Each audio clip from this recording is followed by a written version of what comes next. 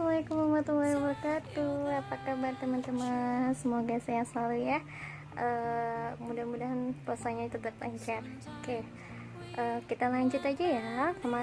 Pekan kemarin kita sudah membahas tentang gelombang bunyi, dan pekan sekarang kita akan bahas tentang mekanisme pendengaran pada manusia dan hewan serta aplikasi pada kehidupan sehari-hari.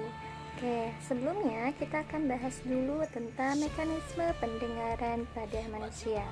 Kemarin teman-teman sudah melakukan aktivitas 10.10. Nah, di mana aktivitas ini itu adalah percobaan getaran pada gendang. Di sini pun prinsip kerja pada percobaan di atas setara dengan prinsip kerja pada gendang telinga kita. Nah, telinga dibagi menjadi 3 bagian. Itu pertama, kita lihat di sini. Ada telinga luar. Itu adalah bagian yang pertama yang terdiri dari daun telinga dan saluran telinga. Ini saluran telinga. Lanjut ke sini ada telinga bagian tengah. Di sini terdiri dari tulang landasan, tulang sanggurdi, tulang martil, dan ada gendang telinga. Itu adalah telinga bagian tengah. Lanjut, ada yang ketiga, ada telinga bagian dalam. Itu terdiri dari rumah sifut, saraf pendengaran, saluran eustachius, dan saluran tengah lingkaran atau semisirkularis. Oke, kita bahas satu persatu ya. Nah, kita akan bahas dulu bagian telinga yang pertama, yaitu telinga bagian luar, yang terdiri dari daun telinga dan saluran telinga. Daun telinga merupakan bagian terluar dan paling menonjol, sehingga paling mudah kita lihat. Daun telinga berfungsi menangkap gelombang bunyi pertama kali dan mengumpulkan gelombang suara ke saluran telinga. Selanjutnya, saluran telinga berfungsi menghubungkan telinga bagian luar dan telinga bagian dalam. Terdapat banyak kelenjar yang mengeluarkan serumen atau kotoran telinga. Telinga yang kedua itu adalah telinga tengah, yang terdiri dari gendang telinga yang berfungsi menangkap gelombang suara dan mengubahnya menjadi getaran yang diteruskan ke tulang telinga. Dan tulang telinga sendiri dibagi menjadi 3, yaitu yang pertama adalah tulang martil, merupakan tulang yang menempel pada membran timpani yang berfungsi meneruskan getaran dari membran timpani. Yang kedua adalah tulang landasan yang terletak di dekat tulang martil dan berfungsi memberikan respon tulang martil. Dan yang ketiga adalah tulang sanggurdi yang berfungsi meneruskan getaran ke telinga bagian dalam.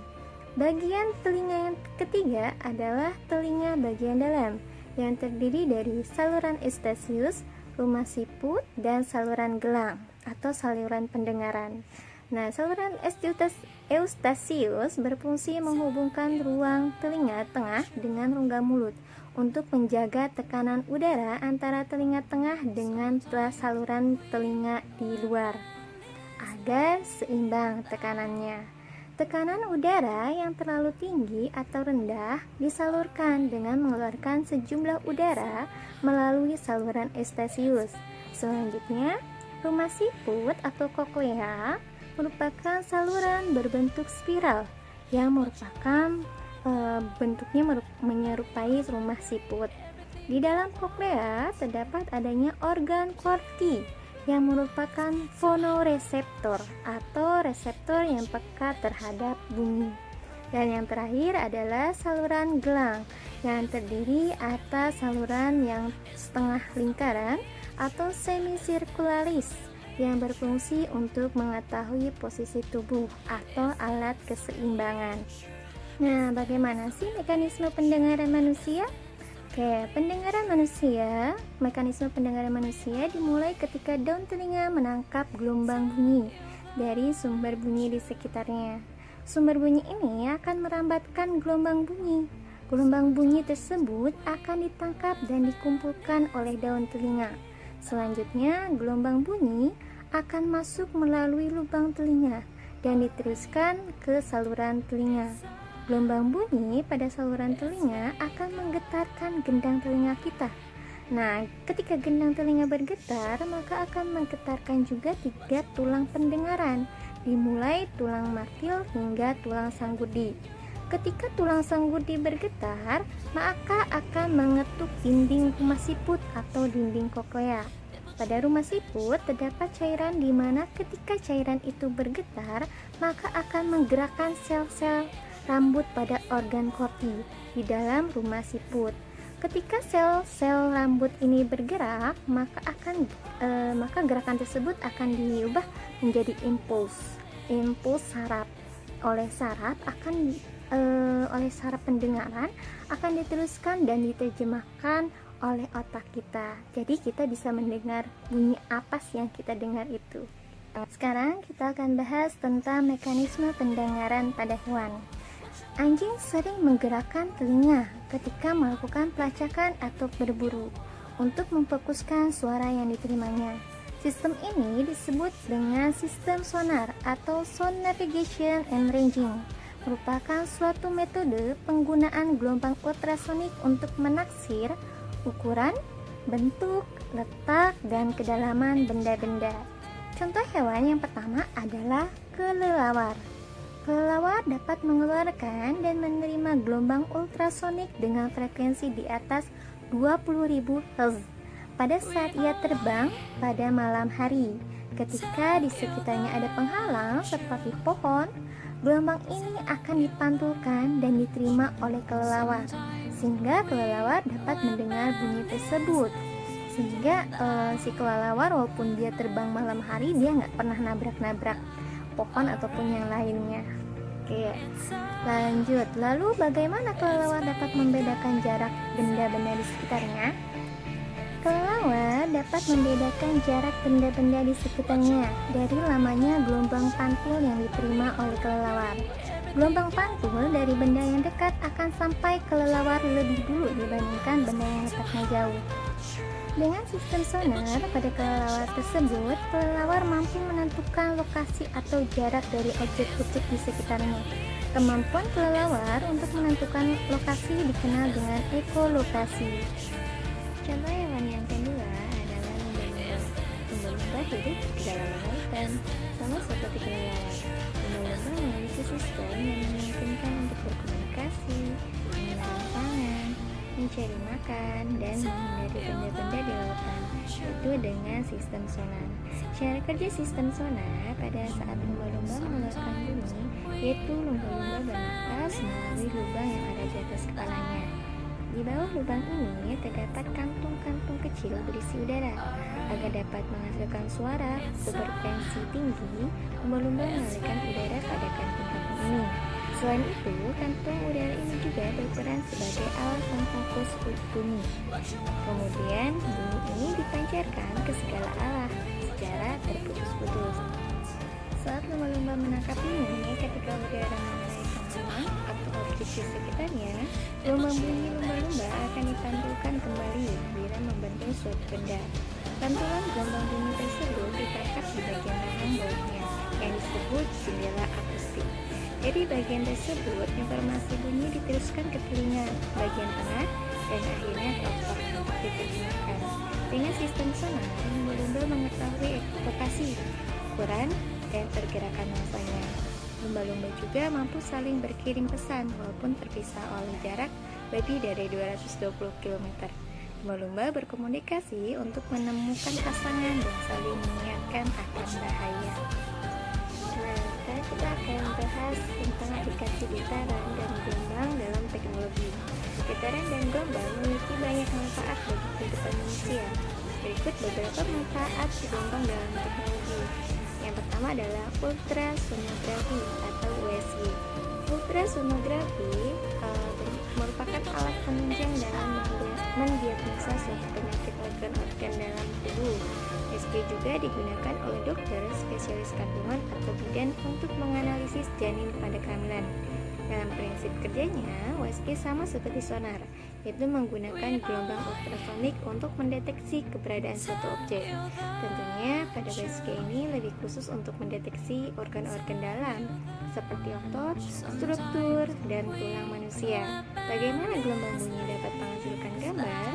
Nah, proses pembentukan gambar dari bunyi dilakukan dengan 3 tahapan, yaitu pemancaran gelombang, penerimaan gelombang pantul, dan interpretasi gelombang.